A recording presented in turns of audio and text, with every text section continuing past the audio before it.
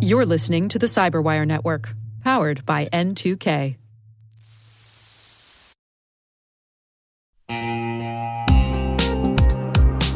Ever wished you could rebuild your network from scratch to make it more secure, scalable, and simple? Meet Meter, the company reimagining enterprise networking from the ground up. Meter builds full-stack, zero-trust networks, including hardware, firmware, and software, all designed to work seamlessly together. The result? Fast, reliable, and secure connectivity without the constant patching, vendor juggling, or hidden costs. From wired and wireless to routing, switching, firewalls, DNS security, and VPN, every layer is integrated and continuously protected in one unified platform. And since it's delivered as one predictable monthly service, you skip the heavy capital costs and endless upgrade cycles. Meter even buys back your old infrastructure to make switching effortless. Transform complexity into simplicity and give your team time to focus on what really matters, helping your business and customers thrive. Learn more and book your demo at meter.com/cyberwire. That's meter.com/cyberwire.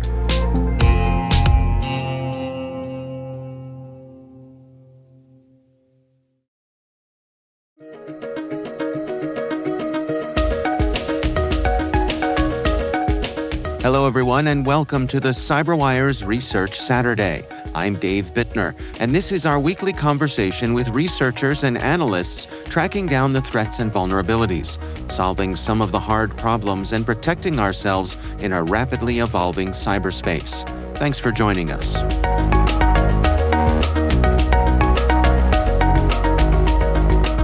So we have some different live hunt rules set up. And this one I actually stumbled about because of a way in which it was performing shellouts to collect process information. And we sort of said, hey, like there's a lot going on with this executable than just collecting processes, right? It's doing some really interesting stuff. That's Jaron Bradley, director of Jamf Threat Labs. The research we're discussing today is titled Chili Hell, a deep dive into a modular macOS backdoor.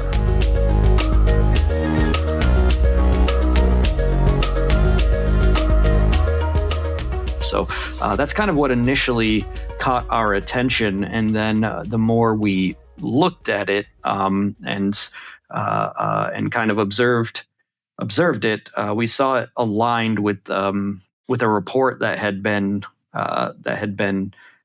previously done by Mandiant. There's a private report that they shared at one point that they gave us permission to kind of share a little bit of additional detail on when we released the blog post. Well, I mean, let's dig into the details here together. What is Chili Hell? What is it setting out to do here? Yeah, so Chili Hell is really, if you look at the strings of it, it's a pretty obvious backdoor as soon as you start glancing at it. If you're familiar with reverse engineering or anything like that, it jumps out immediately as kind of, I don't know, it looks a bit cybercrimey right off the get-go. There's strings inside of the executable that just say "Welcome to Chili Hell" and like caps and exclamations. Like it's just kind of interesting right off the bat. But it is a backdoor that's definitely set up to give attackers access in the background on a Mac computer, and I believe there was different variants of it as well. At Jamf, we're geared kind of heavily focused on the Apple side, so that's the sample that we went and took a look at. But I believe it comes in multi-platform, written in C++. But that's ultimately what it's doing. Is it's connecting back to an attacker, kind of in a stealthful manner. And how would someone find themselves contending with this? How does it find its way onto somebody's Mac? We think it's relatively targeted in terms of the attacker and the creator. Given, like I said, we kind of found this in VirusTotal. We don't we haven't known. We don't know exactly who's been hit by it or been affected by it. We know that it came out in in 2021 is when it was kind of quote unquote notarized, which I can speak to in a second. But that to say, it's been around for a long time, and it's very difficult to tell how many people have maybe been hit by it because it's being used by, again, an actor that kind of seems like they're perhaps cybercrime focused, but maybe also still a bit targeted in terms of who they'd actually go after. Well, you noted that this is Apple notarized. It was also developer signed. You all pointed out in the research here. What's the significance of that? Yeah, definitely. So if you're not familiar with the process of kind of how Apple carries out their app distribution process, essentially you pay for a Apple developer certificate.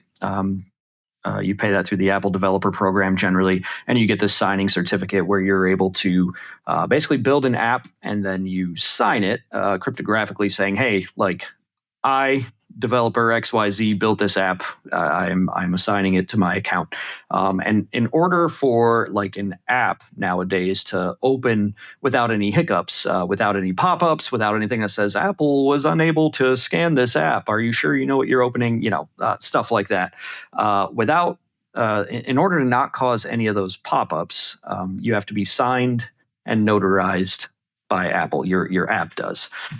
So a lot of what we've been seeing on the malware side from Apple, or Mac focused malware has been unsigned malware that attackers often include some type of instructions in terms of how to execute. Right? Maybe they pop something up that says, in order to install this, you must run it in the terminal, and some users fall for this. But the appropriate way to actually pass all the checks and rouse the least amount of suspicion is to sign it as though you were a real developer. So sometimes developers or sometimes attackers get their hands on these signatures. Sometimes they apply for them for these certificates, and then they're able to cryptographically sign that malware. So that's what we saw in this case, which I would say is a bit of an anomaly these days because we don't often see it getting signed. But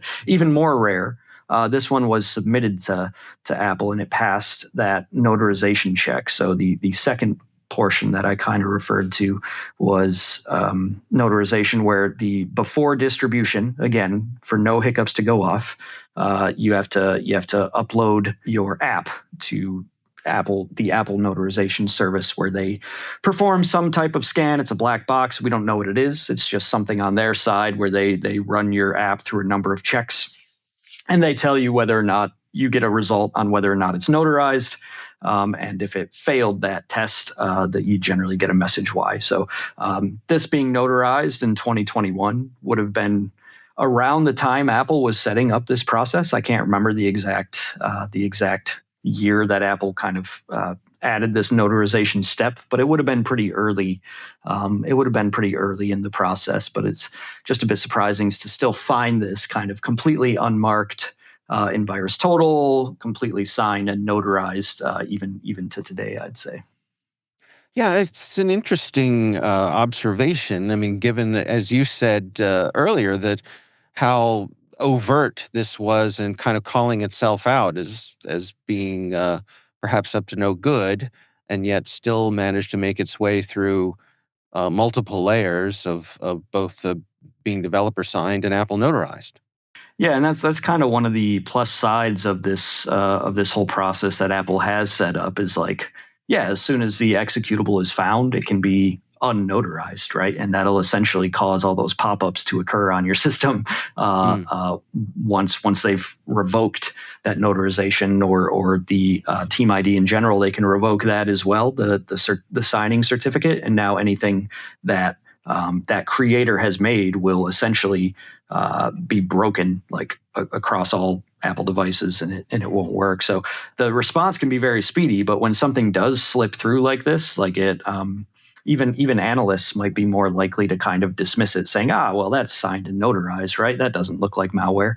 And maybe that's something that occurred in this case. Who knows? But I'd agree that it was pretty surprising that this just kind of hid for so long.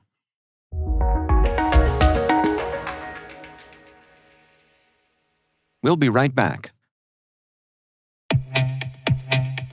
AI is transforming every industry, but it's also creating new risks that traditional frameworks can't keep up with.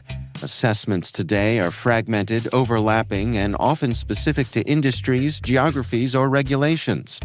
That's why Black Kite created the BKGA3 AI Assessment Framework to give cybersecurity and risk teams a unified, evolving standard for measuring AI risk across their own organizations and their vendors' AI use. It's global, research-driven, built to evolve with the threat landscape, and free to use. Because Black Kite is committed to strengthening the entire cybersecurity community. Learn more at blackkite.com. Oh, Hilton stay, your beds are soft and cozy. No lumpy couch, no stiff futon, no shower line at crack of dawn. Oh, Hilton stay. When you want holiday comfort you can count on, it matters where you stay. Enjoy comfortable rooms and friendly service when you stay with Hilton instead. Save up to 25% this season when you book with Hilton. Hilton for the stay. Terms apply. Well, let's dig into some of the details of how Chili Hell works. My understanding is it profiles the host and tries to blend into a system. Yeah, it uses a lot of file names that would not attract a lot of suspicion, which is something we see pretty regularly in, malware in general, but especially on the Apple side. You got so many files on the operating system that are just called, com.apple. This or that, or you got so many services running at the same time. And this malware, it definitely took the creator took a look at what exists on the operating system and tried to create different file. If it had to create files, it would do it to try and blend in definitely with file names that wouldn't rouse too much suspicion. But yeah, it did a lot of that. It did some profiling of the user that was on the system. Pretty typical like stuff that malware does as soon as it runs and sends those details back up to the attacker, where that's then kind of saved and they're able to identify the computer. Should they need to determine whose computer that is or try to pinpoint a certain computer. But those are the first steps that it does. I'd say some of the really interesting stuff is some time stomping that it does. This is particularly interesting to me, kind of as a security analyst on the Apple platforms, because we don't see a whole lot of that kind of anti-forensics approach on the Apple side. It gets done, and we're seeing a little more of it here and there. But that's a technique that this particular malware was doing that I don't feel like we've seen in a lot of malware that we've reversed as of late. And then it would even do that at a programmatic level, where it would try to do it without shelling out to a bunch of commands, which can be kind of a giveaway that your malware or that you might be a malicious process if you're doing really weird shell commands, right? And we see it doing that kind of in a more stealthful manner. So that was something pretty interesting to see, I think, from this specific sample. For folks who aren't familiar, can you describe to us what time stomping is? Yeah. So in the Mac world, when it comes to malware, this is, I think, for sure most common with when you're dropping persistence on the system, at least in the context that I've seen it. Attackers like to try and ensure that those persistence items, because they're such good kind of indicators of usually where malware is pointed and what it's trying to run at startup. A lot of times they will try to adjust the timestamps on those daemons so that it looks like they're tied to or they were installed at the same time as another service, and that they match the timestamps of another service. So I've seen that quite a bit from from malware. Again, Chili Hell does that in kind of a more stealthful manner than I've seen it done by other malware. But yeah, that's essentially it. You're adjusting the metadata timestamps of files to try and make it to jump out less to forensic analysis and incident response. Right. So these files that it installs just looks like any of another handful of other system files that got installed with the OS, that sort of thing. Yeah, the big technique is usually to take another installed service and take the exact timestamps of that service and apply it to your newly installed malicious service. I see. Well, let's talk about command and control here. How does Chili Hell communicate with its operators? Yeah, so essentially, it does this by entering a loop. A lot of malware does this from the daemon perspective, but the loop that we identified in this case is it's retrieving task. It's making sure that there's not an existing instance already running of that task check, and then so long as there's not, it's going to execute, and then it's going to sleep for a random number between 60 and 120 seconds, and that's just so to kind of make it, once again, another kind of anti-detection technique, right? A lot of times analysts and threat hunters may be able to identify malware if it's doing an exact sort of check every X number of seconds. That's sometimes a good way to detect beaconing through frequency analysis. And so it picks a random sleep, and it that way, number between 60 and 120, it's not always going to be consistent, and it won't look as obvious from a beaconing perspective. So, yeah. You mentioned in the research that there's modular design here.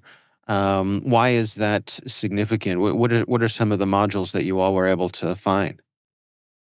Yeah, so a lot of them are ones that you would expect to find built into malware, but the modular design and basically, kind of making the malware expandable should the developer want to is certainly something that we take interest in. And it means, there might be new iterations of this malware in the future with more modules, right? So connecting back to a shell, obviously a very popular feature to have in your malware, where you can run direct shell commands, and that includes doing it in a pretty well-designed way from the Unix side. Obviously, part of macOS is this sort of, it's very Unix feeling, that BSD side of the operating system, right? So Right. It's the way that it was developed was pretty knowledgeable in terms of how to create that shell.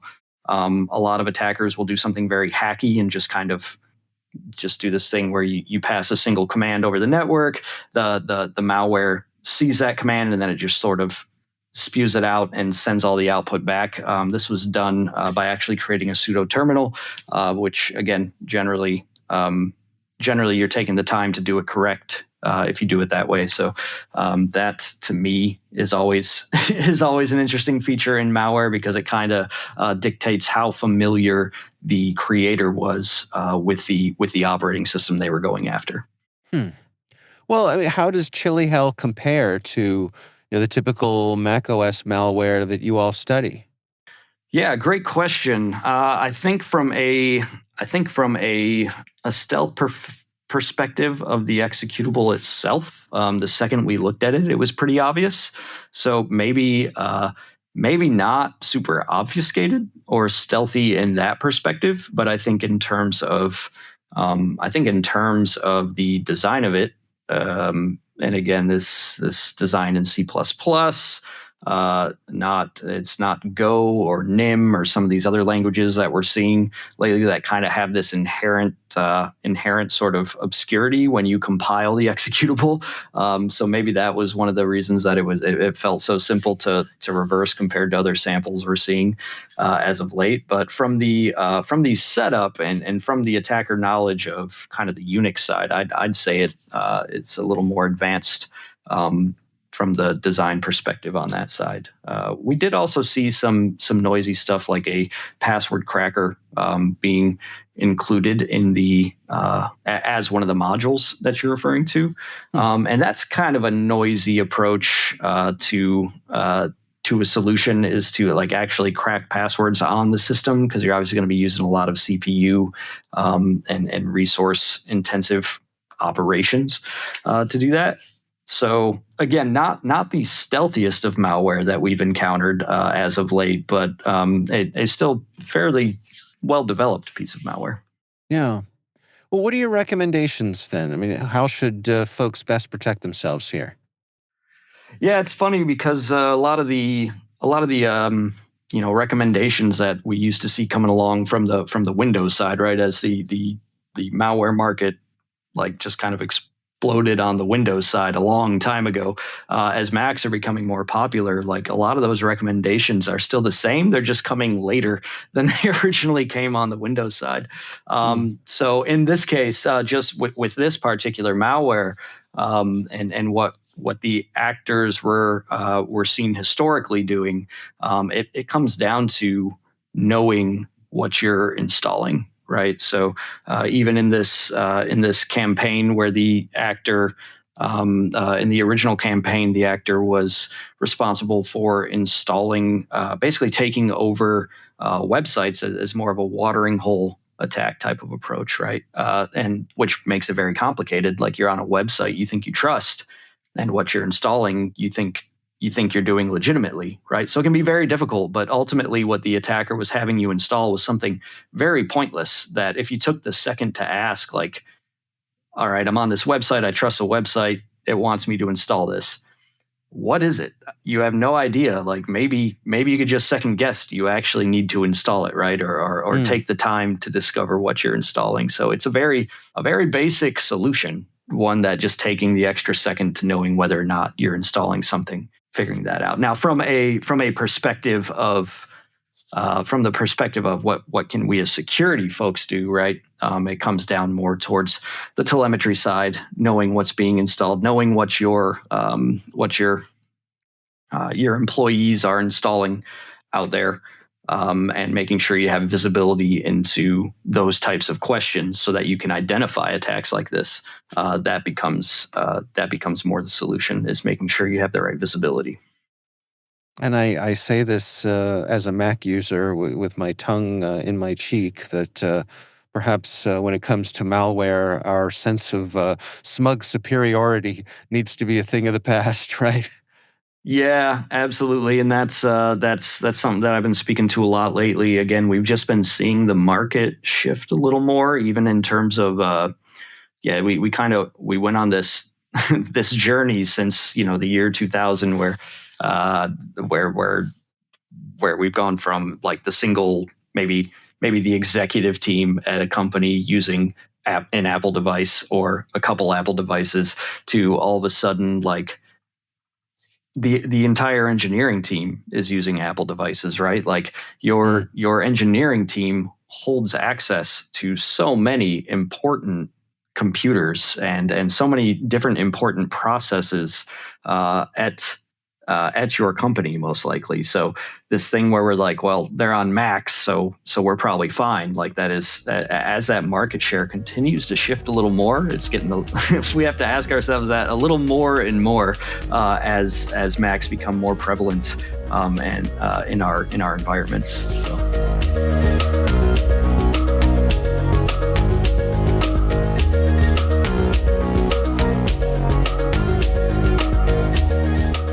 Our thanks to Jaron Bradley, director of Jamf's Threat Labs, for joining us.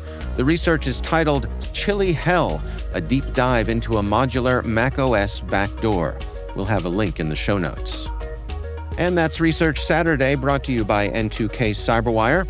We'd love to know what you think of this podcast. Your feedback ensures we deliver the insights that keep you a step ahead in the rapidly changing world of cybersecurity. If you like our show, please share a rating and review in your favorite podcast app. Please also fill out the survey in the show notes or send an email to cyberwire@n2k.com. This episode was produced by Liz Stokes. We're mixed by Elliot Peltzman and Trey Hester. Our executive producer is Jennifer Iben. Peter Kilpie is our publisher, and I'm Dave Bittner. Thanks for listening. We'll see you back here next time.